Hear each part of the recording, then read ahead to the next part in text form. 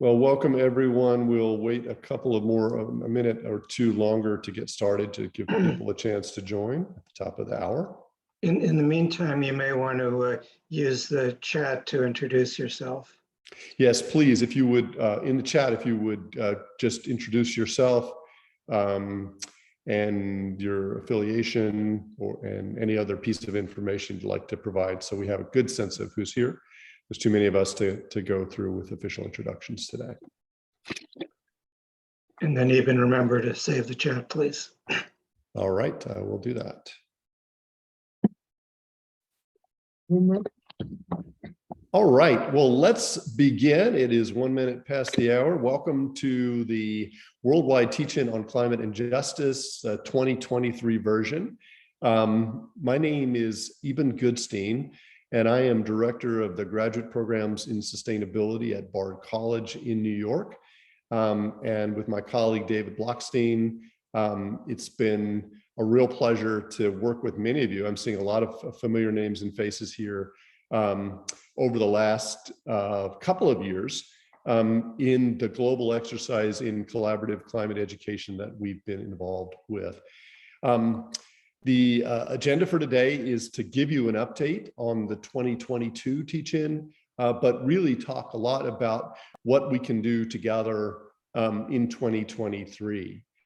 For this audience, I don't need to spend a lot of time talking about why we have to do this work, although I would like to spend a few minutes on that. And in particular, just acknowledging how difficult a summer it's been for so many people around the world as a consequence of climate change. But we're going to do that, and then we're going to see what questions people have for the organizing team. And that includes not only David, but we have Tobias Hess here and Carrie Ann Canfield, who are staff members on the project. Please introduce yourselves in the chat if you would give your name and affiliation so we have a good sense of who's here. And so what I'd like to do, David, did you want to add anything as I am pulling up my slideshow? Just to say that delighted to have so many of our friends and partners from previous teach-ins with us, and also to have some new people. And I look forward to working and getting to know all of you. Great. So let me share my screen, and then we can get started with the program. And start the slideshow. All right. As I said, welcome to the Worldwide Teach-In on Climate and Justice. It is scheduled officially for the 29th of March, 2023. It's a Wednesday. As always, it doesn't have to be on that day. It can be on or around that day, but we use it as a very good focusing mechanism. It's about 6.5 months away. And that gives us all a lot of time to plan, but not as much as we would imagine. So as always, it's a good focusing mechanism. This conversation today is really launching the 2023 version of the teach-in. We'll talk a little bit more about what we did in 2022. Here's the map. We had tremendous success. We had about 350 events, about 50,000 people were involved in the teach-in directly. And that was all your work, right? This was the process of mobilizing climate concerned educators around the world, giving them a platform to engage their campuses and their communities. And so a little bit of background about the project. We are based at the graduate programs in sustainability at Bard College in New York. We are supported with funding from the Open Society University Network. We will introduce our team after the slideshow, give you a sense of who we are. But really, we are you, right? At the end of the day, each of those blue dots represents 3 or 4 or 5 fabulous climate leaders working in their communities, and this exercise is really driven by the sense or the knowledge that we're stronger together. and that by working together, we can reach lots and lots of people with a focus on justice in climate solutions. So I do want to acknowledge the moment, right? It has been just a terrible summer for many people around the world. And I think most starkly, the events in Pakistan, right? So this is unprecedented flooding, a third of the country underwater, literally 30 million people displaced from their homes. It's just at a scale that is just difficult to fathom. I mean, I'm sure we've all read articles about this that try to bring it down to the individual level. And the thing that sort of was mind-blowing for me was, I tend to think of floods as receding quickly. It floods and then the floods go away. That's sort of the experience in the United States. But these lands could be underwater for months. And so massive disruption, disease, hunger, all of this is the consequence. And it's emotionally overwhelming, right? To read about this and try and wrap your heads around what it's like for the people in these villages, the old people, the children, the parents, and just the fear and the disease and the anxiety that must go with trying to imagine how you're going to work through and survive this climate catastrophe. And I really want us all, and I know we have been sort of living this and sort of, because it's starting to inhabit all of us, right? This sense of climate catastrophe beyond our imaginations. And I think that the biggest educational challenge right now is helping our students address kind of an underlying sense of despair about climate change, and an anxiety that goes along with thinking about climate change. As educators, I think this is really the biggest issue. I think we've achieved the goal of to some degree of kind of education about climate science, especially among young people. There's very little climate denial among young people. They understand the basics of this, that we're wrapping the planet in a heat trapping layer of pollution, carbon dioxide pollution. They understand that as a consequence of that, their lives are going to be deeply impacted by floods, droughts, extreme weather, crop failures, species loss. And again, I think that in some ways that job has been done too well, right? Because people, I think, are coming at this now with a sense of hopelessness and despair. That is understandable, but it's the wrong mental frame. And we have to help people get out of that mental frame, or to get into it and then get out of it. And I want to mention an article that was written in the United States in a New Yorker magazine by an author named Jonathan Franzen. He said, "There may come a time sooner than any of us like to think when the systems of industrial agriculture and global trade break down and homeless people outnumber people with homes.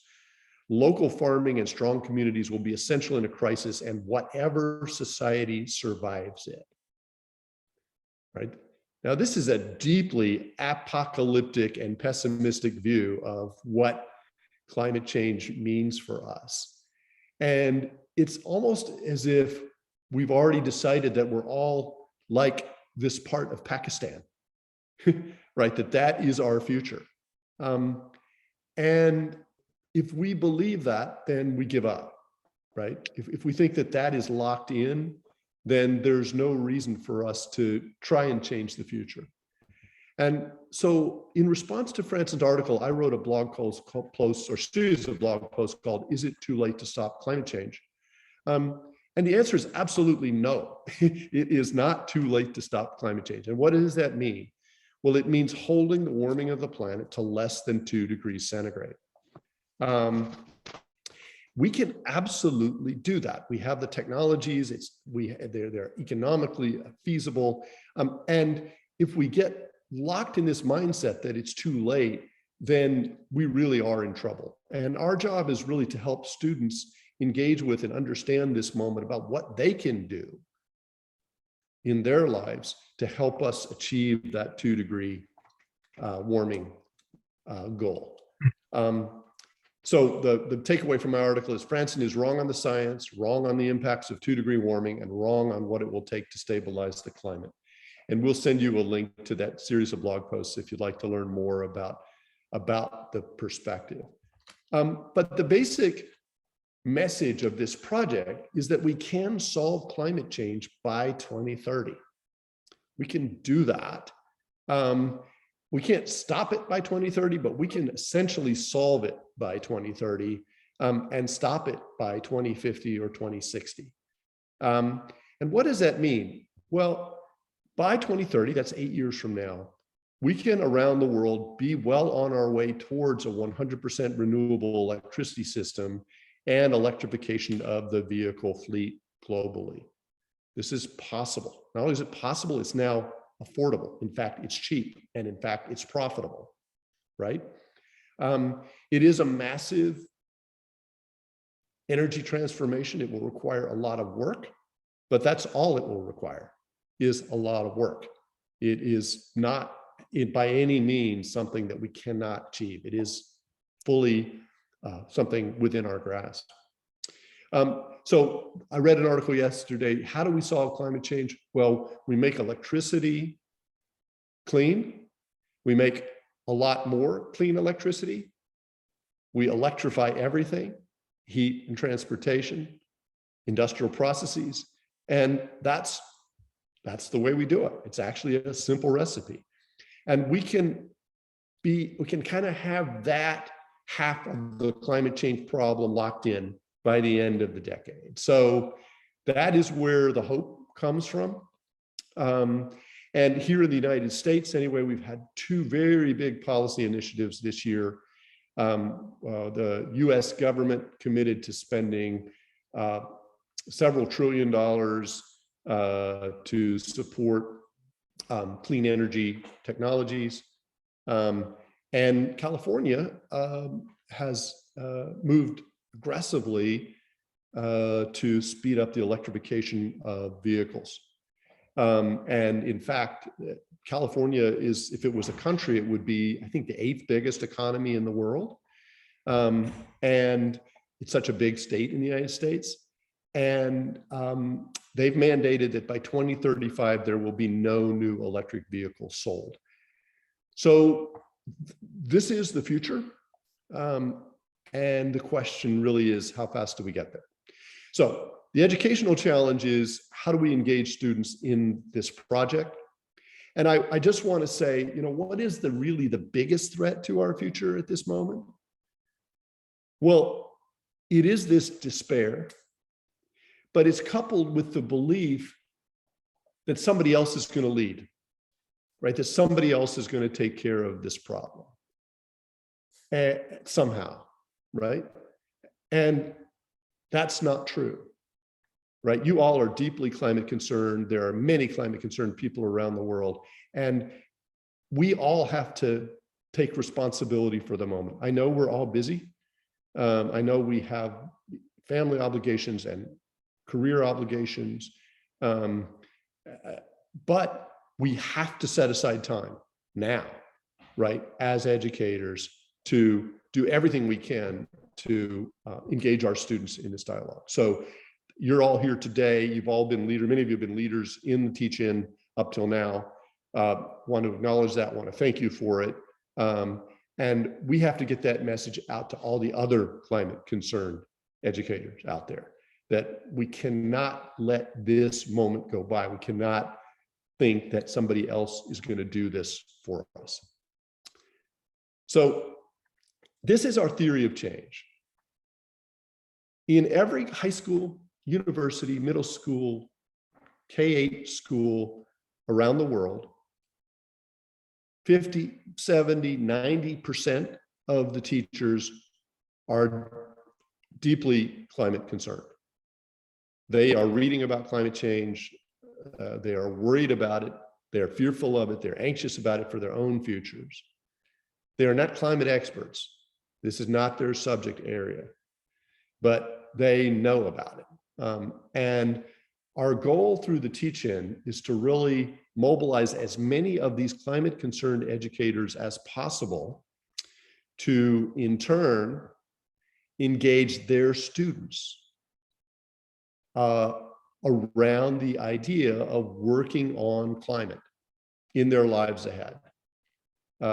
As professionals, as economists, as artists, as designers, as future business people, as future lawyers, as future scientists, as future engineers, help students understand that for the next 10, 20, 30, 40 years, they like economics, they can be a climate economist.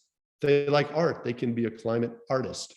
If they like music, they can be a climate musician. But that climate touches everything. And so in our work and in our lives, we can choose, if we wish, to be working on climate change and get paid to do it, right? We can pursue careers in that space. We can also obviously eat less meat, fly less, vote, protest, as citizens and as individuals. But we can also really work on this, right? And we can change the future doing that. So what did we do last year? Well, we had a very huge success, and here's posters from around the world, in Malaya, in Colombia, in the US and Georgia. Lots of cool stuff happened all over the planet. And as I mentioned, we had 350 events, 60 countries, 50,000 participants. We involved a couple of hundred students in our social media for a climate action internship, who probably touched another 200,000 through social media. And none of this would happen if we hadn't come together, right? And I want to just give you a sense of the ways in which we don't know, right? What is the outcome of this, right? We touch these people, but will they go on to start working on climate in their lives? At a teach-in, not last year, but the year before in France, an engineering student came up to one of the organizers after the event, and he said, I was going to go work for the oil industry. I'm graduating, but I can't do that anymore. I'm an engineer. I want to put my skills to work solving the climate crisis. And I think that's really the kind of impact that we hope to have on young people. So let me tell you what's coming. So as I said, it's March 29th, 2023.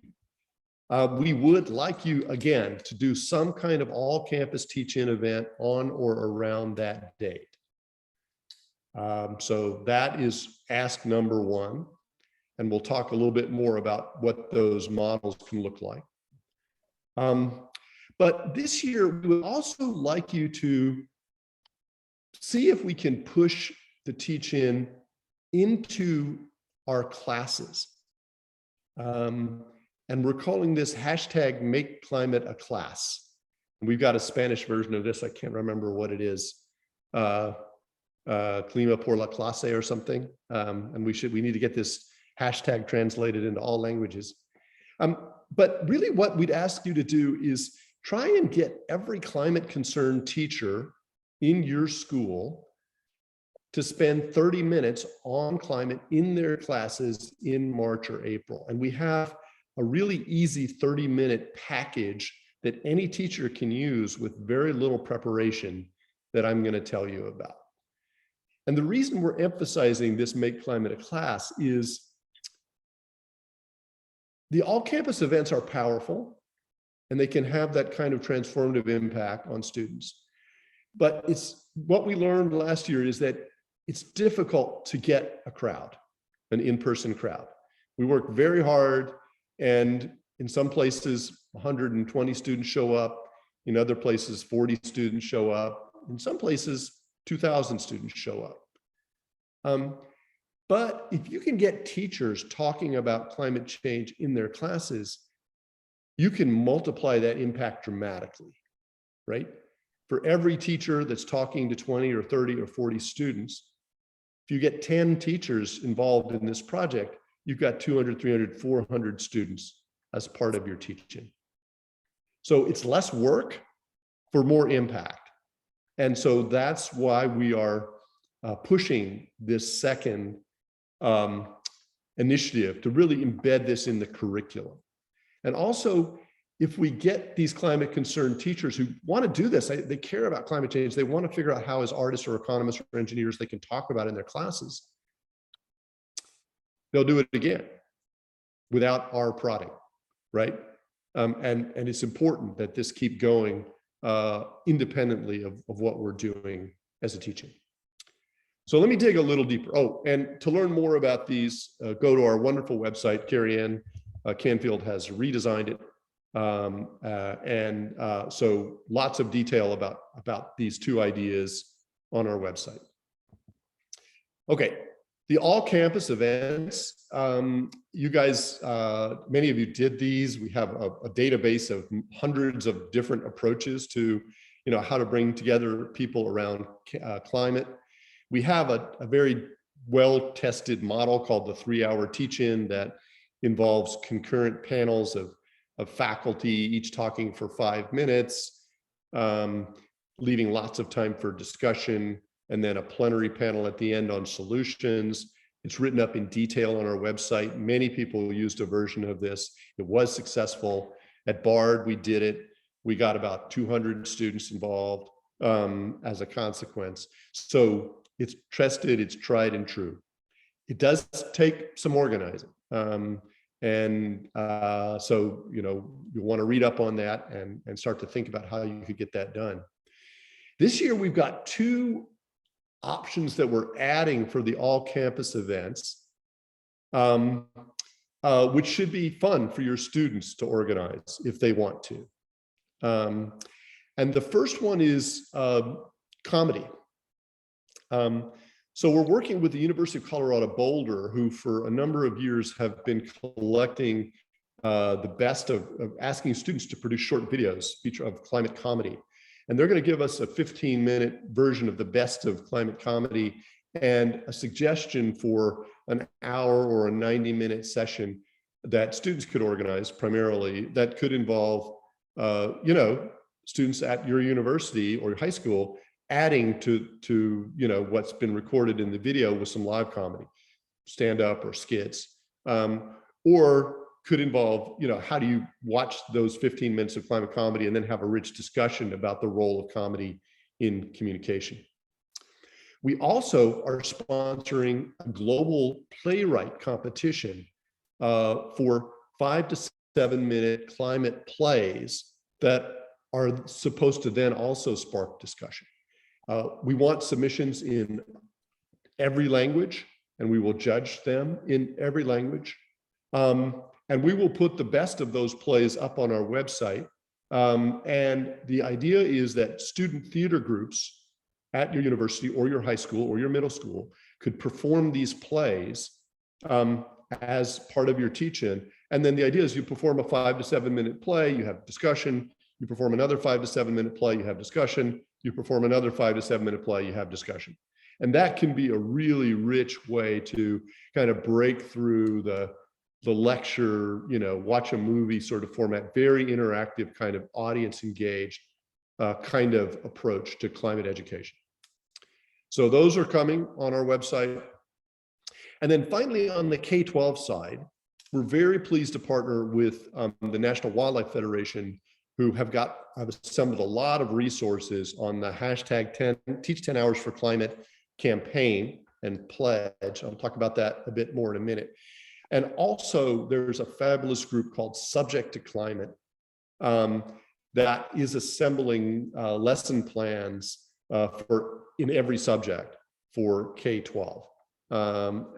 These are English language resources, We are working to also catalog resources for K-12 in particular in other languages.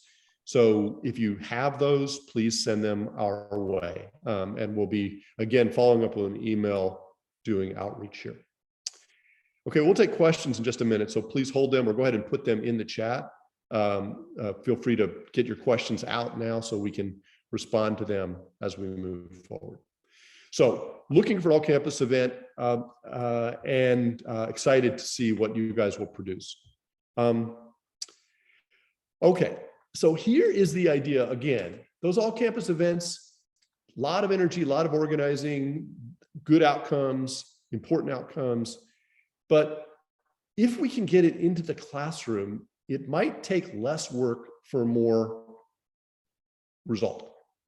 And here is how we're going to propose that teachers do this. Sometime in March or April, a professor will say, hey guys, I'm going to take a half an hour out of my class today to participate in this global teach-in on climate and justice. And the professor would then talk for 15 minutes about how their discipline is thinking about climate change and just solutions. So how are anthropologists engaging with climate change? How are psychologists thinking about climate change? How are biologists thinking about climate change? And solutions in particular. How is your discipline contributing to solutions? Even if you're not a climate expert or even close, you know, a literature professor can spend 15 minutes, you know, talking about climate fiction. Or a religious studies professor can, you know, put together 15 minutes to think about faith responses to climate change. So really any discipline, any professor can do this not hard, right? Because they've been thinking about it already, their climate concern. And then the exciting part is in the next 15 minutes, set up a Zoom interview with an alum or other climate professional in your discipline, in their discipline, who's actually doing this. And alums in particular are great. You can work with your career services office to, you know, help them help you identify people in this space. But that is a really powerful 30 minutes. And that is really #MakeClimateAClass. So what we want you to do is by November 15th, we want you to send an email to all of your faculty requesting that they do this. We want you to go to your faculty senate and make this announcement and request that they do this. We want you to, you know, reach out on a one-on-one basis to your colleagues that you know are climate concerned and ask them to do this. And once again, you get 10 faculty doing this, you're getting 400 students involved in this dialogue. All right. A spin on this is that you could get 4 faculty together. We call this co-teach for climate. They could cancel class, you know, during that week and get together in the evening via Zoom, bring all 4 of their classes together and just do the same thing. Now the students get exposed to 4 different disciplinary solutions to climate change and 4 different alums coming in and talking about how they're working on climate solutions. Or if they're teaching in the same block, they could not even have to cancel class. They could just combine their classes and do this. So lots of ways to kind of grow this from an individual classroom to clumps of classrooms to sort of use a whole hour or a whole 90 minutes on this. Again, I'm telling you that, you know, 60, 70, 80, 90% of your faculty are freaking out about climate change, as they should be, right? They're reading the papers, they're worried. We're offering them a way to, from their disciplinary perspective, to get into this conversation. And students are really the most effective ambassadors. So another thing to do this fall is to get interested students to figure out who their spring professors are, have them send emails to those professors asking them to participate in #MakeClimateAClass, and we will have email templates and all those things to make it very easy for students. That's incredibly easy 10 minutes of activism on the part of a student that could wind up getting 150 students engaged in a half-hour conversation about climate change. So very effective, very easy. Okay. Here's the Teach 10 Hours for Climate campaign. Should have been the previous slide, sorry. It's exciting. National Wildlife Federation is really putting a big push behind pulling together resources to support teachers to do this.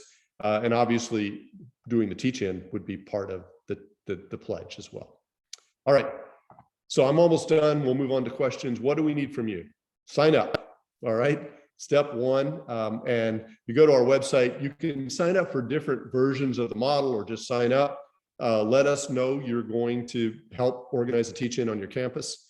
Our map is not quite interactive and ready to go yet, but within a week or two, you'll be able to plant your flag on the map so other people can see you. That will inspire others to get involved. Create your organizing committee, 3 to 6 people, really all you need, faculty, staff, students. And here's that deadline.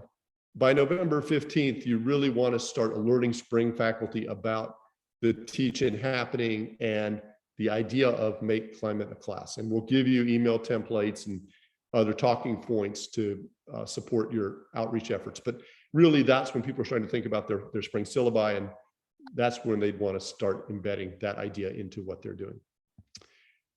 Every Wednesday, David and I and Tobias and Carrie Ann, or some mixture of us, will be here at 10 o'clock in the morning, New York time, and at 9 p.m. New York time.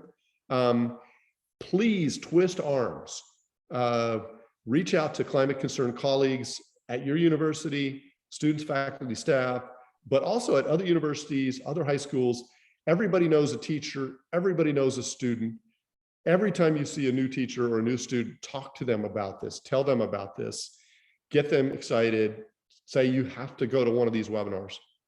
We're not going to be doing the same thing every time.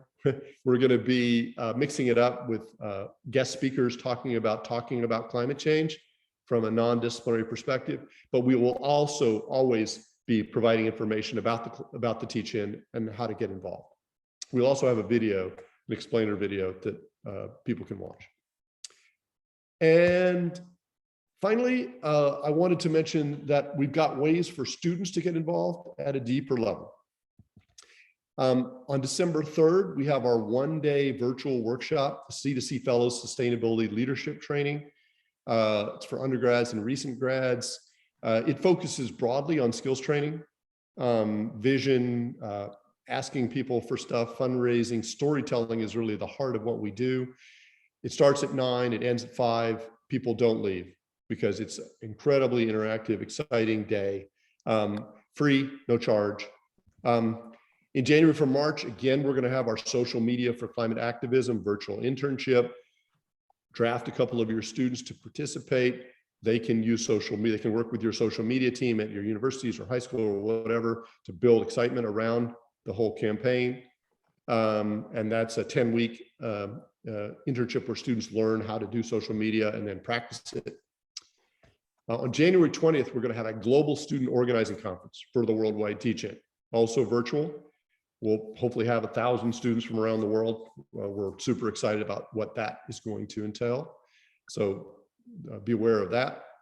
And anytime around this theme of inspiring students to make climate a career, I'm always available to do a webinar for your undergraduates on how to get a job in sustainability, leadership, careers in business, nonprofits, and government. So just reach out to me if you'd like me to do an hour session for typically, upper level environmental studies or sciences students or sustainability students. Here is the message. Again, this is a time for despair, but it's also a time for hope because there is so many possibilities. And let's stay in touch. We've got 6 months to work together. We'll be here all the time. We've got great staff. We're ready to help you however we can. So let's go to questions. And I see Deirdre's got her hand up.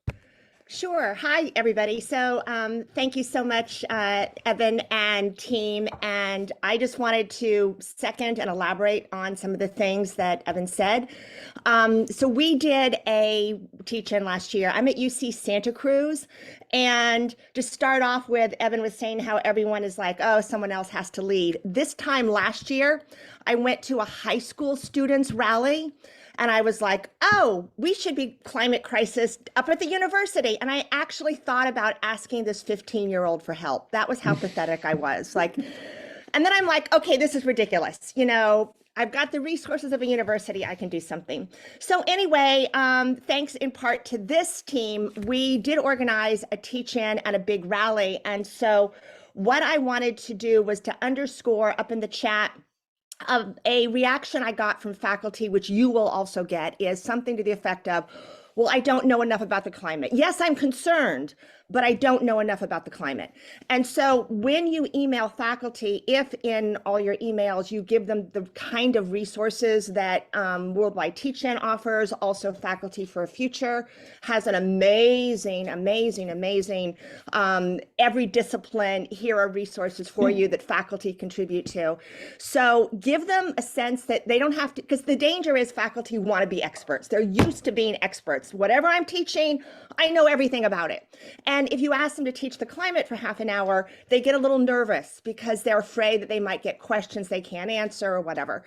So give them resources, also, you know, reassure them that they don't have to know everything. So anyway, going back to what we did at UC Santa Cruz, so we had a concurrent panel teach-in model with a big rally, but it really gave us legitimacy. I think, like, it was professors and some students giving talks, and it got we actually had a big rally and protest and went to the administration building. And to make a long story short of the kind of power this sort of thing can have, we were asking that our chancellor, our president essentially, to electrify our campus, to get off the fracked methane that powers every University of California campus. And we demanded to meet with her.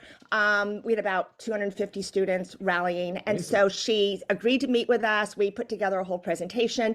And long story short, UC Santa Cruz is now committed to a path to electrify by 2030, which is huge. Because this is my next point, and I'll put this in the chat.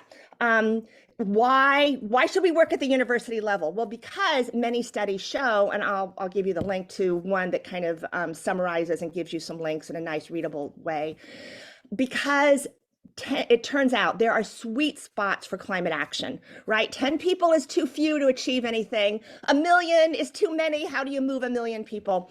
But around 10,000, that is the size of a, you know, college or university campus or a small city or whatever, is a really good sweet spot for action. And so if you can move a university, for us, I've said this to anybody who will listen, if we move UCSC, it has impact on the whole University of California system. University of California is the third largest employer in the state of California. You already heard from Evan that California is one of the biggest economies in the world. If we move our campus, we move our system, we move our state, we move the nation, we move the world. So that's how you have to look at it. The despair comes from people saying, oh my God, the problem's too big, I can't make a difference.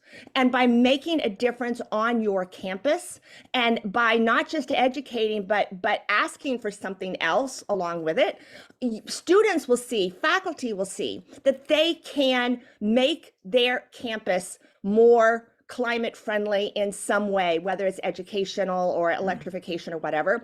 So you can and should achieve real change at that local 10,000, whatever it is, sweet spot.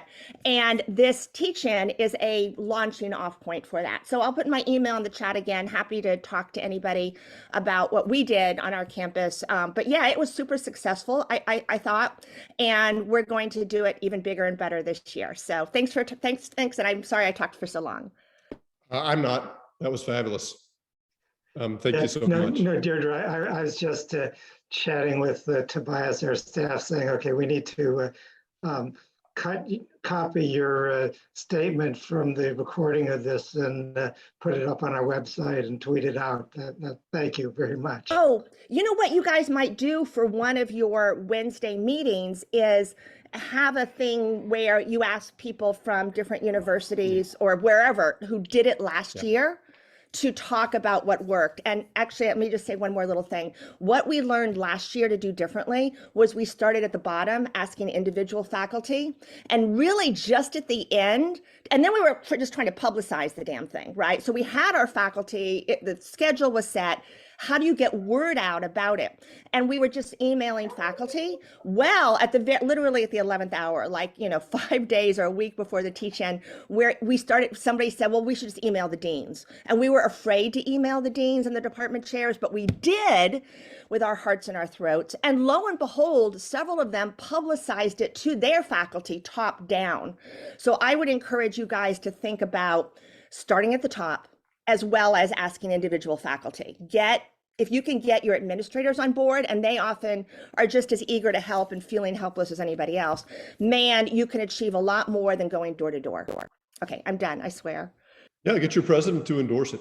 I mean, presidents in principle like this sort of thing because it's about cross-disciplinary engagement and conversation. And they also, many of them want to be climate leaders themselves. They're deeply climate concerned. And they're eager to have their universities or institutions engage with this issue. So you don't really need to be nervous. Yeah, and if you say you're going to organize a parade and put them at the head of it, that's a win-win for them. Other questions? Yeah, Terry Ann, go ahead. Hi, I've been putting stuff in the chat. And Deidre, I really liked everything that you said, because what I'm trying to do is at the American Association of Geographers meeting in 2023 is get people that would be going to the geography meeting anyway, whether they're geographers or environmental science. So I'm hoping actually that you're planning on going and that you would give this exact same talk in a session that I want to get from people around the world, the country and the world, to have like 5 different professors or graduate students up there saying, this is how we did it. This is what happened. This is what you can do. Because I think it would be a really, really good audience to get this out to. So if you are like anybody, if you're not planning on attending, but you know of somebody that you think might be attending, please send me their email and contact so I can get a hold of them.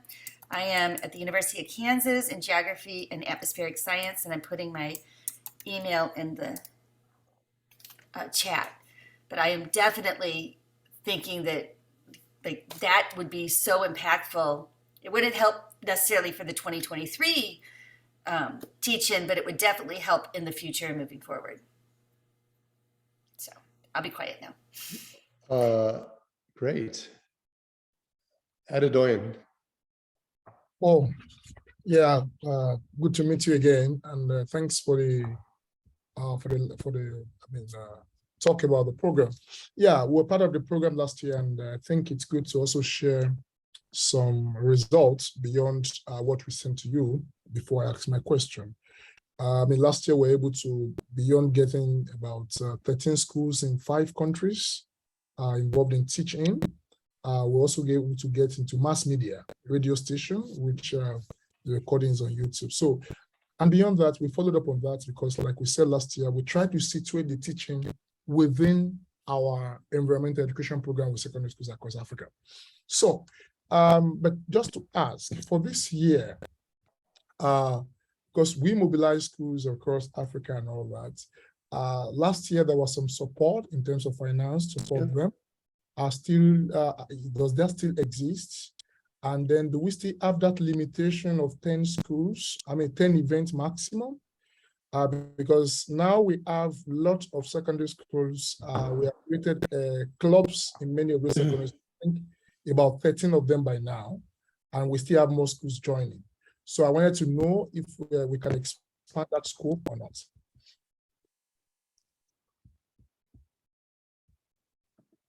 David, did you want to respond to that one? Yeah. So the answer, Adedoyin, is yes, on enthusiastic yes on both accounts. because with your help, with your wonderful organization and others in Africa that we, meaning you, did so well in educating Africans about climate and climate justice, that our funder, the SWIFT grant from Leverage for Change from the MacArthur Foundation, has given us another grant for this coming year. So we will be able to again support you and other organizations, and we want to do more. And one of the things that we need to do now that we have funding for another year is to work with their network of funders and get even more money, because we know that especially in Africa, where we're providing you like $3,300 per event, that you're making the money go very far. So we need to work with you and increase the funding. And now we have half a year to work with you to do that. Yeah, I just want to acknowledge the tremendous leadership from your organization and others. Africa had more teaching events than any other continent besides North America. So really amazing work. Thank you very much. Thank you. Thank you. Other questions about the plan for this year? Let me say just a couple things about this hashtag 10 hours for climate initiative that we're doing with National Wildlife Federation. It's premised on the idea that shockingly, the average student, or let's say pre-college student, because college is a little bit different, but average pre-college student only gets about 2 hours of education about climate or climate justice in their, probably less about climate justice, anything about climate in their education each year, which is shocking. That's in the US and also some data worldwide. In many cases, it's even less. And so the idea is, let's challenge schools, teachers, students, and others to dedicate 10 hours over the course of the academic year, say between now and Earth Day, and we are working with the Earth Day organization, to teaching about climate. National Wildlife has a pledge form on their website. We'll include that in the follow-up. It's just nwfcontest.org. We worked with them to develop a teacher's planning guide that how they can organize their 10 hours. And of course, it could be more than 10 hours, using a teach-in or a hashtag make climate a class is a central thing. Muasa, we're hearing some feedback from you. If you could mute, please. Thank you. And then it also has resources on that teacher's guide. It could work for colleges as well, but there's, college tends to be a little bit more specialized. But anyway, we encourage you to reach out to people in secondary and even primary education with this 10-hour challenge. And once again, I just add that, we all know teachers, we all know students. So, in your everyday life, any student or any teacher that you run into in a social setting or whatever, just tell them about the teach-in and insist that they come to one of our Wednesday sessions to learn more. So, yeah, Jeannie, go ahead. Okay, there we go. I just wanted to add to the hope aspect of this. I received just this week. So sometimes when people are being discouraged, or when you're discouraged, sometimes things come across your desk that really mean a lot. I taught an honor seminar in 2009 on climate change. It was a 1-hour seminar. We did a simulation. I had not heard from the students since then. I got this message, and it's longer, but basically he's saying he's switched careers. He's a civil engineer. He switched careers to the Boston-based community solar developer NextCamp. So let's let this short paragraph be an inspiration.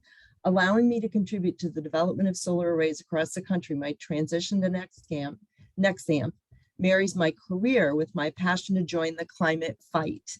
Your class was instrumental in planting the seed that grew into that passion. I hope this note provides you with the pride of knowing that you have fulfilled one of the core functions of a well-rounded education, to expose students to ideas and information that allows them to make conscious and informed decisions that guide them toward fulfillment in life. Thank you so much for building such a rich and informative class on the issue of climate change. So some of these kids, you don't know when you're going to be impacting them, right? This was 2009, and this came to fruition from him, for him. So that I just wanted to add to the hope that we want to all feel. So thank you. And Jeannie, I think that is our primary role here, right? Is we don't know what we're doing. We don't know who we're inspiring, but we know we are inspiring the hundreds of millions of people who are going to have to be working on this, right? And finding them, and not just in climate science classes or whatever, but really inspiring people across the campus to think about this. I want to introduce our lead campaign organizer, Tobias Hess, who has just done a fabulous job since he's come on. We didn't have someone like Tobias working full-time last year. We had Carrie Ann working sort of towards the end, kind of full-time, but we got Tobias and Carrie Ann now. So we're better staffed than we were last year, and want to just tap into anything that you think we should be doing that would be a good idea. Reach out to Tobias or myself or David, and we have a little more bandwidth to do it this year. So contacts, Facebook groups of teachers. How can we reach out to more and more and more people and make them aware of the teach-in? What are the networks that you'd like us to reach out to? Because you may not have the time to do all that outreach. Just let us know. And Tobias, did you want to say anything? Say hi. Hi, everyone. Yeah, like Eban said, I am working full time with the teacher. And sorry. And it's my work to help all of you host teach-ins. So please email me. I'm happy to connect you, happy to brainstorm with you about how to host a teach-in or make climate a class in your community. That's really my role. So please reach out and I will respond to you quickly, and we'll get it happening. So excited to work with all of you. Thanks for being here.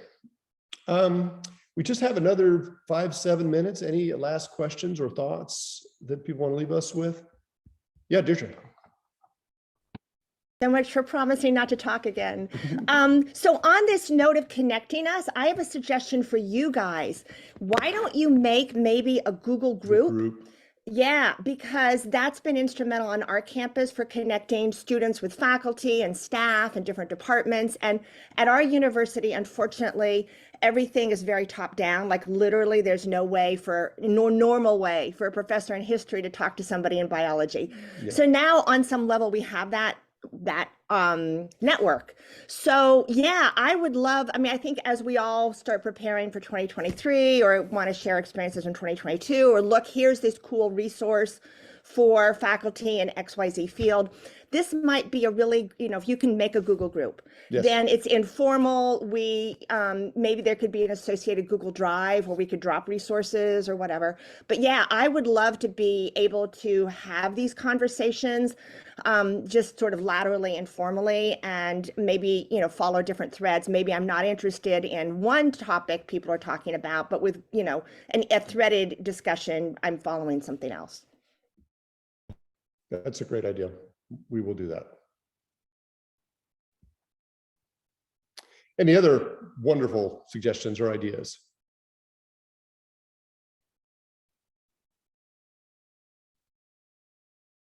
All right. Well, again, thank you all for your leadership. We worked with many of you last year. We've got some new faces here.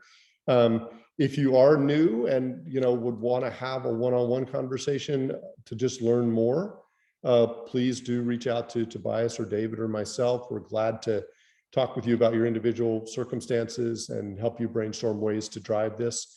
But we have a plan this year, and the plan is, again, let's shoot for some kind of all-campus event. Those are powerful and mobilizing, and they get the president's attention for action.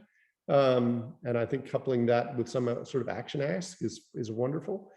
But let's also see if we can push it out through the Make Climate a Class into the curriculum, because ultimately that's the way. It is really kind of empowering all of those climate concerned educators on our campus to embrace this as a normal part of what they're talking about and what they're teaching about. That, I think, is the goal of this teach-in movement. So thank you very much. We'll be back here at 9 o'clock tonight if you want to do this again. Next week, the session will be pretty much another introduction to the teach-in. So I probably don't want to come to that one, but after that, start looking for who the guest speakers are going to be, kind of the information that's going to be shared, and do join us again, because getting your insights and your feedback it really helps everybody else. David, any last words from you? One, do you even remember to save the chat before you close? Okay. And save the recording. And to everybody, I'm so excited. I'm looking forward to working with each of you and helping, as some of you have said, to help you to connect with each other so that you can be working directly with each other and not having to go through us. And I'll just set a goal, right? So this year we had 350 events, and we reached 50,000 people. Let's get 1,000 events and 200,000 people at the all campus events. But let's get 1 million through the Make Climate a Class process. Okay? Why not? All right. Okay. Bye-bye.